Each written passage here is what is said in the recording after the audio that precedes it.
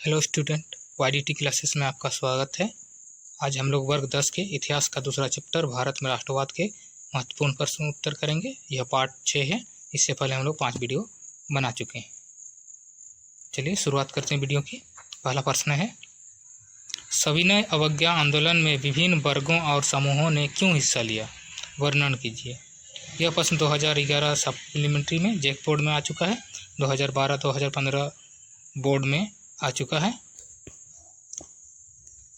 इसका उत्तर है, मार्च 1930 ईस्वी में गांधी जी द्वारा भारत में सविनय अवज्ञा आंदोलन शुरू किया गया।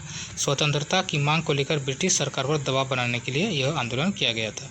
तो क्या हो कि मार्च 1930 में गांधी जी ने सविनय अवज्ञा आंदोलन शुरू किया था और इसका आंदोलन का क्या उद्देश्य था? स्वतंत्रता की मांग। इस आंदोलन में विभिन्न वर्गों और समूहों ने हिस्सा लिया क्योंकि स्वराज के मायने सभी के लिए अलग अलग थे, जो निम्न है। तो इसमें बहुत सारे लोगों ने हिस्सा लिया, वर्ग और ने समूहों ने, और उनका अलग अलग ही मायने था। मैंने सब कोई अपना फायदे के बारे में ही सोच रहा था। ठीक है। पहला है, जैसे ज़्यादातर व्यवसायी स्वराज को एक ऐसे युग के रूप में देखते थे जहां कारोबार पर औपनिवेशिक पाबंदियां नहीं होगी और व्यापार और उद्योग निर्बाध ढंग से फल फूल सके। तो ज़्यादातर व्यापारियों का सोच था कि स्वराज का मतलब कि अगर हम लोग को स्वराज प्राप्त हो जाएगा तो औपनिवेशिक पाबंदियां, मतलब अंग्रेजों द्वारा जो पाबंदी है वो नहीं रहेगी और व्यापार बहुत अच्छे ढंग से चलेंगी। दूसरा नंबर है, धनी किसानों के लिए स्वराज का अर्थ था भारी लगान के खिलाफ लड़ाई। और धनी किसानों के लिए स्वराज का अर्थ था कि हम लोग को जब स्वराज मिल जाएगा तो हम लोग को लगान से काफ़ी राहत मिलेगी। तीसरा है, महिलाओं के लिए स्वराज का अर्थ था भारतीय समाज में पुरुषों के साथ बराबरी और अच्छे जीवन स्तर की प्राप्ति। और महिलाओं के लिए स्वराज का अर्थ क्या हुआ कि पुरुषों के समान उन्हें अधिकार मिले और उनके जीवन स्तर में सुधार हो। इसीलिए वे इस आंदोलन में आए थे। चौथा है, गरीब किसानों के लिए स्वराज का अर्थ था उनके पास उनकी ज़मीन होगी, उन्हें ज़मीन का किराया नहीं देना होगा और बेकार नहीं करनी पड़ेगी। और गरीब किसानों के लिए स्वराज का अर्थ हुआ कि वे सोचते थे कि उससे उन्हें ज़मीन मिलेगी और उनसे ज़मीन का किराया नहीं लिया जाएगा और वे बेकार नहीं करनी पड़ेगी, यानी दूसरों के यहाँ काम नहीं करना पड़ेगा। दूसरा क्वेश्चन है, भारतीयों में सामूहिक अपनेपन का भाव विकसित करने वाले कारकों का उल्लेख करें। यह प्रश्न 2011 सप्लीमेंट्री में आ चुका है। इसका उत्तर है, सामूहिक अपनेपन या राष्ट्रवाद की भावना तब पनपती है जब लोग यह महसूस करने लगते हैं कि वह एक ही राष्ट्र के अंग है। तो जो अपनेपन का भाव या राष्ट्रवाद का भावना कब पनपता है? जब सभी लोग यह महसूस करते हैं कि वे एक ही राष्ट्र के अंग हैं।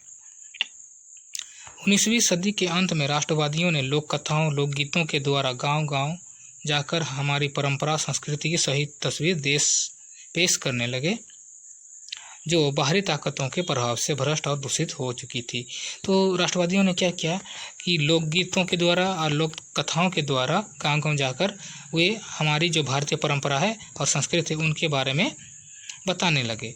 और उन लोग को ये बताने लगे कि जो उपनिवेशवाद यानी अंग्रेज जो आए हैं उन लोग ने हम लोग की संस्कृति परंपरा को भ्रष्ट और दूषित कर चुके हैं।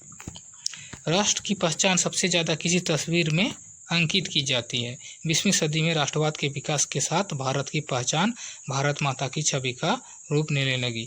यह तस्वीर पहली बार बंकिम चंद्र चट्टोपाध्याय ने बनाई थी। तो क्या हुआ कि राष्ट्र की पहचान के लिए किसी तस्वीर का अंकित होना जरूरी होता है। ठीक है। तो समय के साथ क्या हुआ 20वीं सदी में कि भारत माता की जो छवि थी वो सबके मन में आने लगी। तो उसका जो तस्वीर बनाया वो कौन बनाया था? पहला तस्वीर बनाया था भारत माता का बंकिम चंद्र चट्टोपाध्याय ने बनाई थी। ठीक है। आगे चलकर इस छवि को बड़े पैमाने पर तस्वीरों में उतारा जाने लगा और फिर आगे चलकर क्या हुआ कि इसी तस्वीर बहुत बनाने गए। भारत माता की छवि राष्ट्रवाद में आस्था का प्रतीक माना जाने लगा और जो भारत माता का जो छवि था वो राष्ट्रवाद में आस्था का प्रतीक माना जाने लगा। 1870 के दशक में बंकिम चंद्र चट्टोपाध्याय ने मातृभूमि की स्तुति के रूप में वंदे मातरम गीत लिखा।